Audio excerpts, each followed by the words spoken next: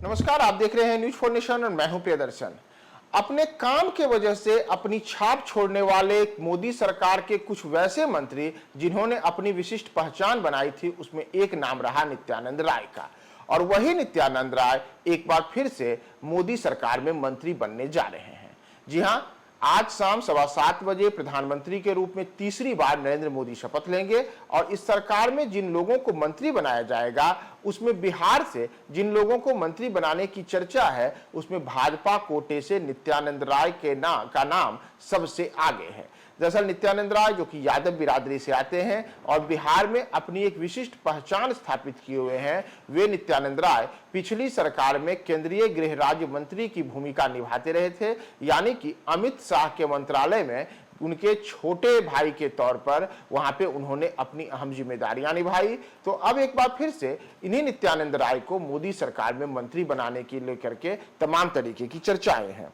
दरअसल नित्यानंद राय, जो कि जिनका जन्म 1 जनवरी 1966 को हुआ था, वे किसान परिवार से आते हैं। वर्ष 1981 से संघ परिवार से जुड़े हुए हैं, यानी कि आरएसएस के साथ इनकी उस वक्त से निकटता है जब बिहार में आरएसएस का संगठन ज्यादा विस्तारित नहीं था।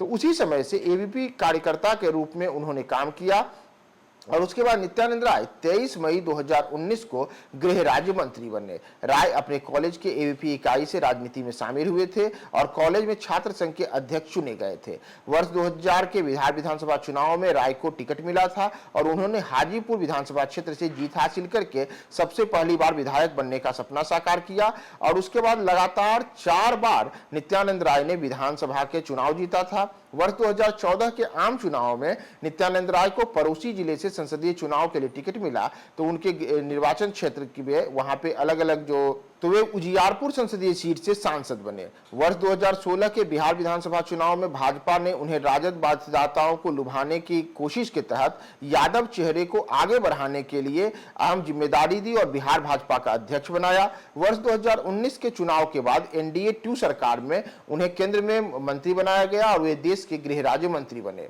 नित्यानंद राय की अगर हम बात करें तो एक बार फिर से वर्ष 2024 के लोकसभा चुनाव में उन्होंने उजियारपुर संसदीय सीट से जीत हासिल की है और नित्यानंद राय को अब एक बार फिर से बड़ी जिम्मेदारी मिल सकती है। चूंकि अगर हम बात करें इनके राजनीतिक अनुभव का, तो विधानसभा के सदस्य के रूप में वर्ष 2000, फिर फरवरी 2005 और अक्टूबर 2005, फिर 2010 में उन्होंने विधानसभा के चुनाव जीते। वहीं 2014 और 2019 में लोकसभा का चुनाव जीतने के बाद एक बार फिर से उन्होंने 2024 का लोकसभा चुनाव उजियारपुर संसदीय सीट से जीता है।